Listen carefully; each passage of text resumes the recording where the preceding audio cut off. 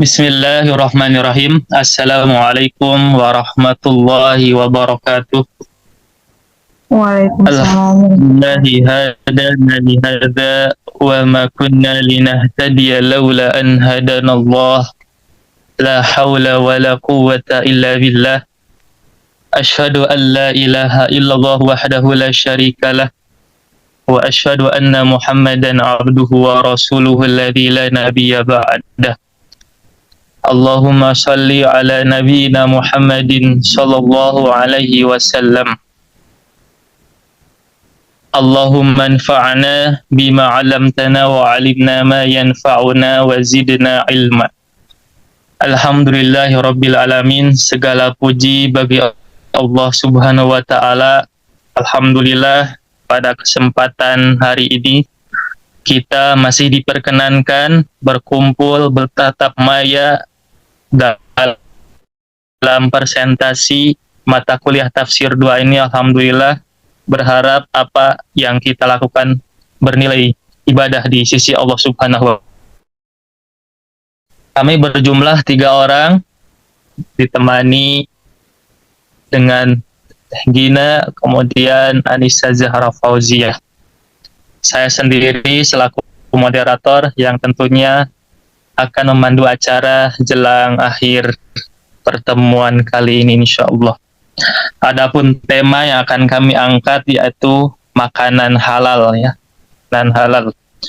Kami mengangkat 4 ayat Al-Qur'an yang menjadi sumber pembahasan pada materi kali ini, yaitu surah Al-Baqarah ayat 168, kemudian 172 dan 173. Kemudian dilanjut surah Al-An'am ayat 121, kemudian surah Al-Maidah ayat 3. Baik, saya akan bacakan ayat yang pertama, yaitu surah Al-Baqarah ayat 168. Allah berfirman, A'udzu billahi minasy syaithanir rajim. Ya ayyuhan nasu kulu mimma fil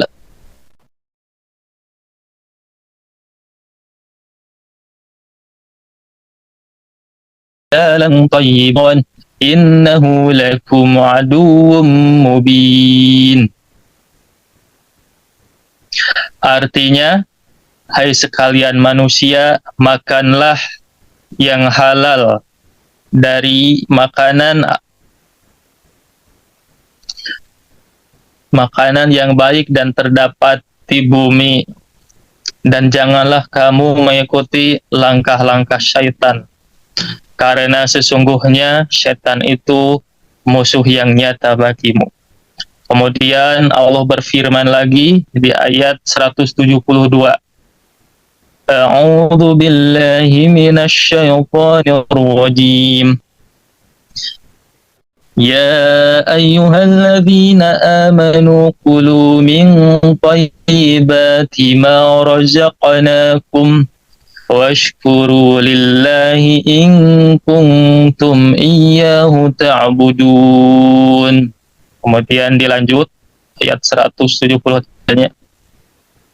Innama harrama 'alaikumul maytata wad-dama wa lahmal khinzir wa ma uhilla bihi li ghairillah faman iضطر غير باغ ولا عاد فلا إثم عليه innallaha ghafurur rahim.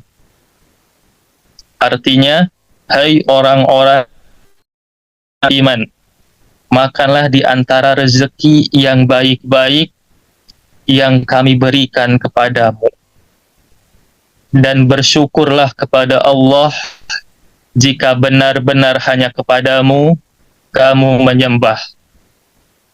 Sesungguhnya Allah hanya mengharamkan bagimu bangkai, darah, daging babi, dan binatang-binatang yang ketika sembelih disebut nama selain Allah Subhanahu wa ta'ala. Tetapi barang siapa dalam keadaan terpaksa memakannya sedang ia dalam tidak menginginkannya, dan tidak pula melampaui batas, maka tidak ada dosa baginya. Sesungguhnya Allah Maha Pengampun lagi Maha Penyayang. Kemudian Allah berfirman kembali dalam surah Al-An'am ayat 121. A'udzu billahi minasy syaithanir rajim. Wa la ta'kulu mimma lam yudhkar ismullahi 'alaihi wa innahu lafisq. Wa inna syayatina layuhuna ila awliyaihim liyujadilukum wa in ata'tumuhum innakum lamusyrikun. Artinya, dan janganlah kamu memakan binatang-binatang yang tidak disebut nama Allah ketika menyembelihnya. Sesungguhnya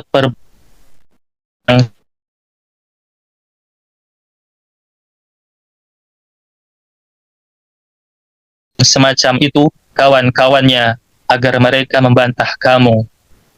Dan jika kamu menuruti mereka, sesungguhnya kamu tentulah menjadi orang-orang yang musyrik. Bahkan Allah juga berfirman dalam surah Al-Maidah ayat 3. Allah berfirman, A'udzu billahi minasy syaithanir rajim. Rimat 'alaikumul maitatu wad-damu wa lahmul khinziri wa ma uhilla li ghairillahi bih. والمنخنقة والموقوذة والمتردية والنتيحة وما أكل السبع إلا ما ذكيتم وما ذبح على النسب وأن تستقسموا بالأزلام ذلكم فسق اليوم يئس الذين كفروا من دينكم فلا تخشوهم واخشون اليوم أكملت لكم دينكم وأتممت عليكم نعمتي ورضيت لكم الإسلام دينا فمن اضطر في مخمصة غير متجانف لإثم فإن الله غفور رحيم. Artinya, diharamkan bagimu memakan bangkai, darah, daging babi, daging hewan yang disembelih atas bukan nama Allah. Hewan yang tercekik, hewan yang terpukul, yang jatuh, yang ditanduk, bahkan yang diterkam. Binatang buas kecuali yang sempat kamu menyembelihnya. Dan diharamkan bagimu yang disembelih untuk berhala. Dan diharamkan juga mengundi nasib dengan anak panah. Mengundi dengan anak panah itu adalah sebuah kefasikan. Pada hari ini orang-orang kafir telah putus asa untuk mengalahkan agamamu. Sebab itu janganlah kamu takut kepada mereka, dan takutlah kepadaku. Pada hari ini telah kusempurnakan agamamu dan telah kucukupkan kepadamu nikmat dan telah kuridhoi Islam sebagai agama bagimu. Maka barang siapa terpaksa karena kelaparan tanpa sengaja berbuat dosa, sesungguhnya Allah Maha Pengampun, Maha Penyayang. Asbabun nuzul ayat 168 ini bahwasannya Ibnu Abbas itu meriwayatkan hadis, kemudian ketika itu berdiri Sa'ad bin Abi Waqqas lalu berkata, "Wahai Rasulullah, sudikah kiranya jika engkau mendoakan semoga Allah menjadikan diriku orang yang diperkenankan doanya ya, Jadi saat Abi Waqqas meminta kepada Rasulullah agar mendoakannya, bahwa Allah itu memperkenankan doanya. Kemudian Rasulullah Shallallahu Alaihi Wasallam menjawab, makanlah. Jadi Rasulullah memerintahkan untuk makan makanan yang halal. Maka niscaya doamu akan diperkenankan, doamu dikabul gitu ya. Kemudian Nabi itu bersumpah bahwasannya Tuhan yang jiwa Muhammad ada genggamannya, bahwa ada dalam kekuasaannya. Sesungguhnya seorang lelaki yang memasukkan sesuap makanan yang haram ke dalam perutnya, benar-benar tidak diperkenankan doanya selama 40 hari. Ini juga menjadi sebuah teguran kepada manusia, bahwasannya barang siapa yang memakan yang haram sekalipun itu sedikit, maka baginya itu tidak diperkenankan doanya selama 40 hari. Kemudian Nabi Muhammad SAW menjelaskan kembali, barang siapa yang tumbuh gitu ya, yang tubuhnya atau yang jasadnya itu tumbuh dari makanan yang haram ataupun hasil riba, maka neraka itu lebih layak baginya. Mungkin selanjutnya akan dipaparkan oleh Anissa, kepadanya kami persilahkan. Selanjutnya Asbabun Nuzul surat Al-Baqarah ayat 172 sampai 173. Penjelasan tentang makanan-makanan yang diharamkan tersebut dikemukakan dalam konteks mencela masyarakat jahiliyah, baik di Mekah maupun di Madinah yang memakannya. Contohnya, mereka membolehkan memakan binatang yang mati tanpa disembelih dengan alasan bahwa yang disembelih atau dicabut nyawanya oleh manusia itu halal. Jadi, mereka juga beranggapan bahwa binatang yang tanpa disembelih atau dicabut nyawanya oleh Allah itu halal. Penjelasan tentang keburukan ini dilanjutkan dengan uraian ulang tentang mereka yang menyembunyikan kebenaran, baik menyangkut kebenaran Nabi Muhammad, urusan kiblat, haji dan umroh, maupun menyembunyikan atau akan menyembunyikan tuntunan Allah menyangkut makanan.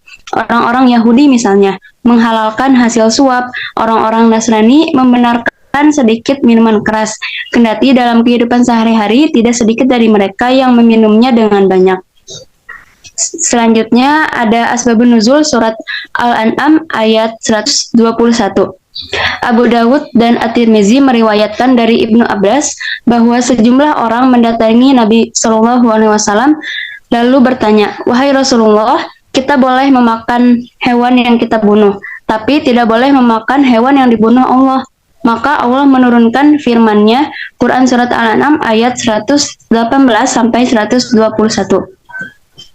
Abu Dawud, Al-Hakim, dan lain-lain meriwayatkan dari Ibnu Abbas mengenai firman-Nya di ayat 121.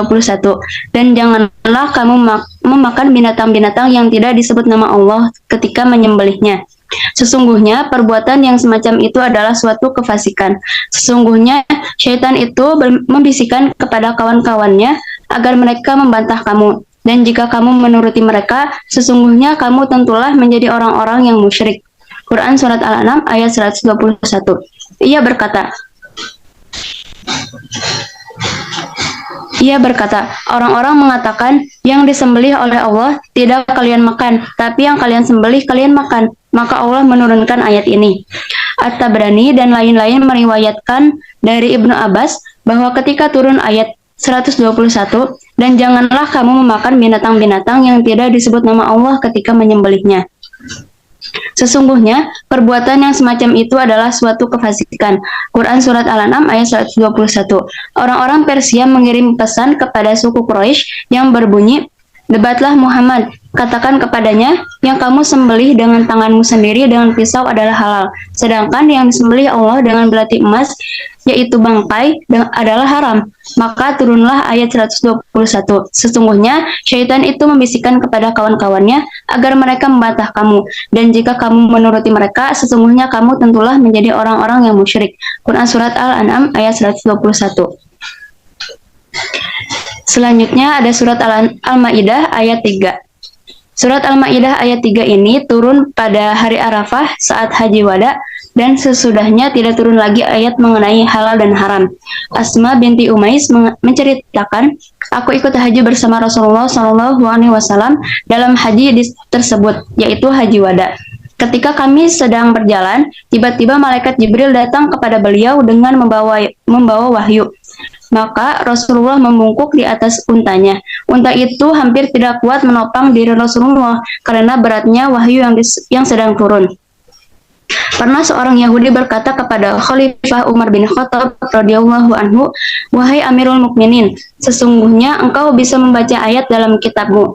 Seandainya hal itu diturunkan kepada kami, orang-orang Yahudi, niscaya kami akan menjadikan hal itu sebagai hari raya." Ayat apakah itu? Orang Yahudi tersebut lantas membaca firman-Nya, yang artinya, pada hari ini telah kusempurnakan untuk kamu agamamu dan telah kucukupkan kepadamu nikmatku. Umar berkata, demi Allah, sesungguhnya aku benar-benar mengetahui ayat ini diturunkan kepada Rasulullah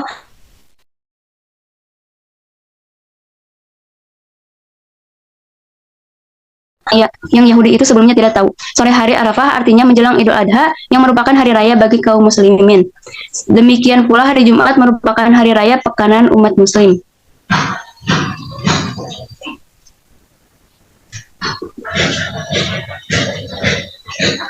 Selanjutnya ada tafsir mufradat. Tafsir mufradat surat Al-Baqarah ayat 172. Kulu min thayyibati ma razaqnakum, yang artinya makanlah di antara rezeki yang baik-baik yang kami berikan kepadamu. Thayyib yaitu makanan yang halal dan nikmat. Maka makanlah itu dan jangan kalian haramkan sesuatu yang tidak diharamkan Allah, dan jangan pula melarang untuk memakan makanan yang oleh ahli jahiliyah dan yang lainnya mereka haramkan atas kehendak mereka sendiri. Yang kedua, in kuntum iyyahu ta'budun. Artinya jika benar-benar kepadanya kamu menyembah, yaitu jika kalian menghususkan ibadah hanya untuknya, maka makanlah dari hal-hal yang baik, dan janganlah kalian hiraukan apa yang diharamkan oleh selain Allah. Tafsir mufradat surat Al-Baqarah ayat 173. Innama harama 'alaikumul maitah. Sesungguhnya Allah hanya mengharamkan bagimu bangkai. Ayat ini menghususkan pengharaman hanya pada hal-hal yang disebutkan di dalamnya. Makna al-maitah yaitu bangkai. Bangkai adalah hewan yang telah keluar ruhnya tanpa penyembelihan syar'i.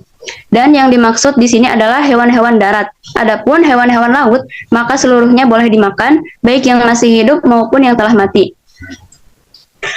Selanjutnya, waddama, artinya darah. Darah yang diharamkan merupakan darah yang mengalir ketika penyembelihan.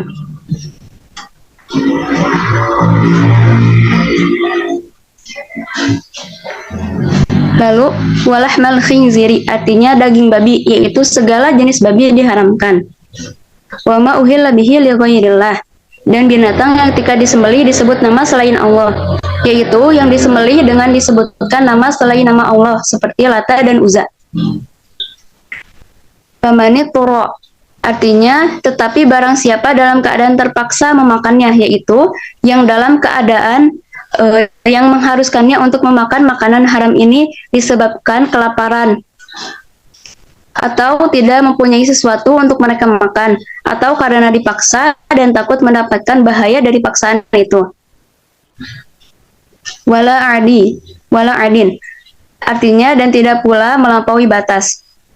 Al-adi adalah yang memakan hal-hal yang diharamkan ini dan dia tidak merasa terpaksa karena tidak memiliki pilihan lain. Fala isma alaihi, artinya maka tidak ada dosa baginya, yaitu tidak berdosa apabila ia memakannya, karena Allah memberi rukhsah untuk orang yang dalam situasi darurat dan Allah tidak akan menghukumnya. Innallaha ghafurun, artinya sesungguhnya Allah Maha Pengampun, yaitu mengampuni atas dosa memakan makanan haram karena terpaksa. Rahim, artinya lagi Maha Penyayang, yaitu menyayangi orang tersebut dengan menghalalkan baginya makanan haram.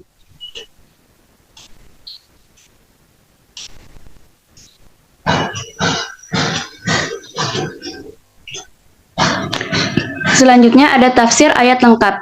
Surat Al-Baqarah ayat 168. Tafsir Jalalain. Ayat berikut ini turun tentang orang-orang yang mengharamkan sebagian jenis unta atau sawaib yang dihalalkan. Hai sekalian manusia, makanlah yang halal dari apa-apa yang terdapat di muka bumi. Halal menjadi hal lagi baik, sifat yang memperkuat, yang berarti enak atau lezat. Dan janganlah kamu ikuti langkah-langkah atau jalan-jalan setan dan rayuannya. Sesungguhnya ia menjadi musuh yang nyata bagimu. Artinya jelas dan terang permusuhannya itu.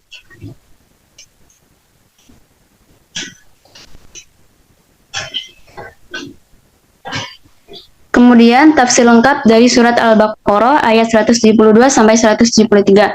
Tafsir Kementerian Agama RI ayat 172. Di dalam ayat ini ditegaskan agar seorang mukmin makan makanan yang baik yang diberikan Allah dan rezeki yang diberikannya itu haruslah disyukuri. Dalam ayat 168, perintah makan makanan yang baik-baik ditujukan kepada manusia umumnya. Karenanya, perintah itu diiringi dengan larangan mengikuti ajaran setan. Sedangkan dalam ayat ini, perintah ditujukan kepada orang mukmin saja, agar mereka makan rezeki Allah yang baik-baik. Sebab itu, perintah ini diiringi dengan perintah mensyukurinya. Selanjutnya, tafsir lengkap ayat 173, tafsir Al-Muyassar. Sesungguhnya, Allah hanyalah mengharamkan atas kalian hal-hal yang membahayakan kalian seperti bangkai binatang yang tidak disembelih dengan cara syar'i, darah yang mengalir, daging babi, dan hewan-hewan sembelihan untuk selain Allah. Dan di antara karunia dan kemudahan Allah bagi kalian adalah bahwa Dia menghalalkan semua makanan-makanan yang diharamkan tersebut dalam kondisi darurat. Maka siapa saja yang terjepit oleh kondisi darurat untuk memakan sesuatu darinya, tanpa ingin berbuat zalim dalam mengonsumsi melebihi kebutuhan dan tidak melampaui batasan-batasan Allah dalam apa yang telah dihalalkan baginya, maka tidak ada dosa atas dirinya dalam tindakan tersebut. Sesungguhnya Allah Maha Pengampun terhadap hamba-hambanya, lagi Maha Penyayang terhadap mereka.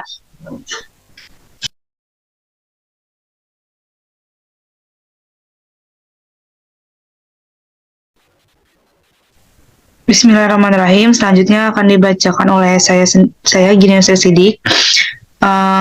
Tafsir dari surat Al-An'am ayat 121. Tafsir Ibnu Katsir. Ayat yang mulia ini dijadikan dalil oleh orang yang berpendapat bahwa hewan sembelihan tidak halal bila tidak disebutkan nama Allah ketika menyembelihnya, sekalipun si penyembelih sendiri adalah orang muslim. Para yang berselisih pendapat mengenai masalah ini, maka ada 3 pendapat di kalangan mereka sehubungan dengannya. Ada yang mengatakan bahwa sembelihan dengan spesifikasi ini tidak halal, baik tasmiyah ditinggalkan karena sengaja ataupun lupa. Pendapat ini diriwayatkan dari Ibnu Umar, Nafi maulanya Amir Asy-Sya'bi, dan Muhammad Ibnu Sirin. Juga menurut suatu riwayat dari Imam Malik dan suatu riwayat dari Imam Ahmad Ibnu Hanbal yang didukung oleh sejumlah murid-muridnya dari kalangan ulama terdahulu dan ulama sekarang. Pendapat ini dipilih oleh Abu Sya'ur dan Daud Az-Zahri, dipilih pula oleh Abu Futuh, Muhammad Ibnu Ali At-Tai, dan kalangan ulama mulakhirin mazhab Syafi'i di dalam kitabnya yang berjudul Al-Arba'in. Lalu ada tafsir Jalalain dari surat Al-Maidah ayat 3. Diharamkan bagimu bangkai, yakni memakan darah yang mengalir seperti pada binatang ternak, daging babi, hewan yang disembelih karena selain Allah, misalnya disembelih atas nama lain, yang tercekik, yang mati karena tercekik, yang dipukuli dan dibunuh dengan jalan mukulnya, yang jatuh dari atas ke bawah lalu mati, yang ditanduk, yang mati karena tandukan lainnya, yang diterkam oleh binatang buas kecuali yang sempat kamu sembelih. Maksudnya yang kamu dapati masih bernyawa dan macam-macam yang disebutkan itu lalu kamu sembelih, dan yang disembelih atas nama berhala jama dari nishab, artinya patung, artinya menentukan bagian dan keputusan dengan anak panah. Azam jamak dari zalami atau zulam, artinya anak panah yang belum diberi bulu dan ujungnya tidak bermata. Anak panah itu ada 7 buah, disimpan oleh pengurus Ka'bah, dan padanya terdapat tanda-tanda, maka tanda-tanda itu yang mereka ambil sebagai pedoman. Jika disuruh mereka lakukan dan jika dilarang mereka hentikan. Demikian itu adalah kefasikan, artinya menyimpang dari ketaatan.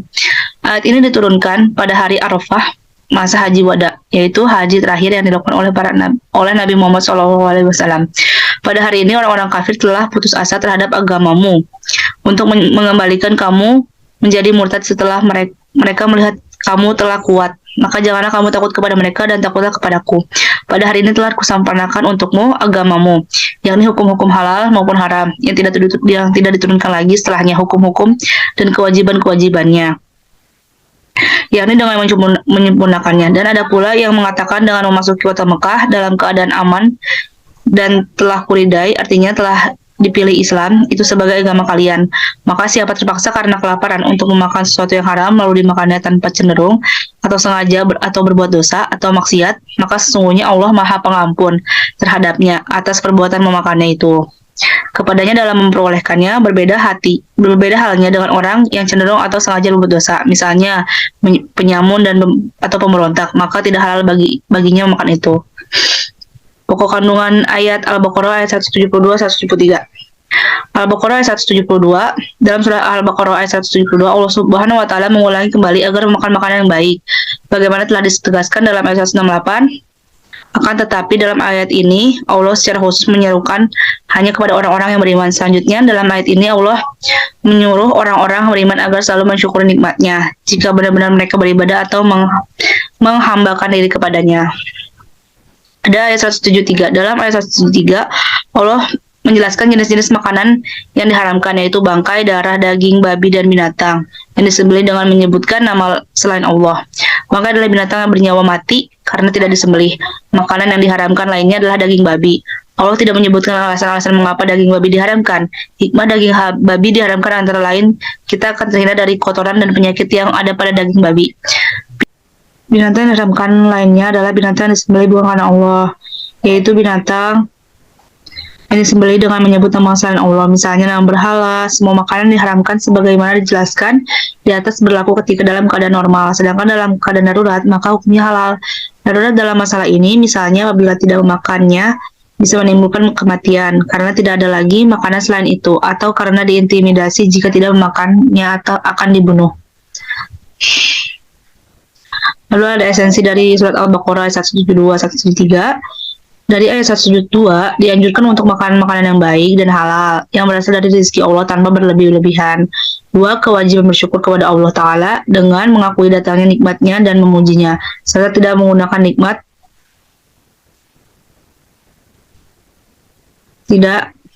nikmat itu dalam kemaksiatan. Ayat 173. Keharaman memakan bangkai, darah yang mengalir, daging babi, dan sembelihan yang dipersembahkan untuk selain Allah Ta'ala. Kebolehan memakan makanan yang diharamkan sebagaimana disebutkan ketika keadaan darurat seperti takut akan mati, dengan memperhatikan syarat dan disebutkan, tidak menginginkannya dan tidak berlebih-lebihan. 3. Nabi SAW mengizinkan untuk makan ikan dan belalang walaupun sudah menjadi bangkai, serta mengharamkan makan hewan yang bertaring atau buas maupun bercakar seperti burung. Mungkin setelah yang kami sampaikan ada kesimpulannya, yaitu diharamkan bagimu makan bangkai, darah, daging babi, daging hewan yang disembelih selain nama Allah, yang tercekik, yang terpukul, yang jatuh, yang bertanduk, dan diterkam binatang buas, kecuali yang sempat kau menyembelihnya, dan diharamkan bagimu yang disembelih untuk berhala. Yang pertama adalah bangkai, yaitu hewan yang mati dengan sendirinya tanpa melalui penyembelihan maupun perburuan, kecuali bangkai ikan dan belalang. Yang kedua ada darah. Semua darah haram kecuali hati dan timpa sebagaimana hadis.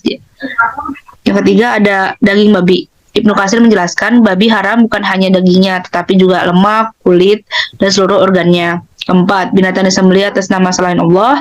Kelima, ada yaitu hewan yang tercekik. Keenam, hewan yang mati karena dipukul dengan benda berat dan yang tidak tajam.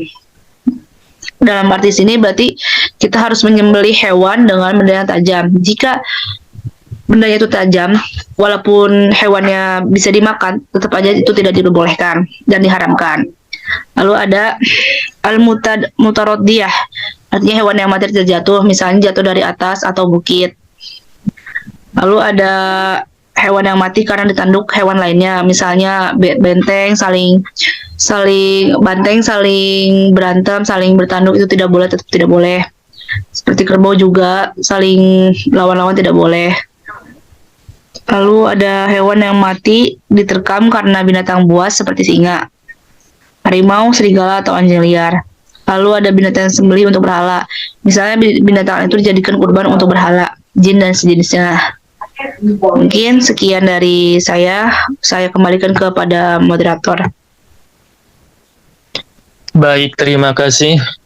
Saya ucapkan terima kasih banyak, syukron wa jazakumullahu khairan katsira kepada rekan-rekan yang telah mempresentasikan apa yang menjadi bahasan kita pada pertemuan kali ini. Sekali lagi, saya mengucapkan terima kasih banyak dan kami akhiri, semoga presentasi yang kami bahas semoga bisa menambah wawasan, menambah ilmu, dan tentunya kita mampu mengamalkan dalam kehidupan sehari-hari. Kurang lebih kami mohon maaf bila ada kata-kata yang kurang ataupun pembahasan yang memang keliru ataupun ada kehilafan. Terima kasih. Kita akhiri dengan hamdalah bersama-sama. Alhamdulillahirabbil alamin. Dan ditutup dengan doa kifaratul majlis. Subhanakallahumma wa bihamdika asyhadu an la ilaha illa anta astaghfiruka wa atubu ilaik. Wassalamualaikum warahmatullahi wabarakatuh. Waalaikumsalam warahmatullahi wabarakatuh.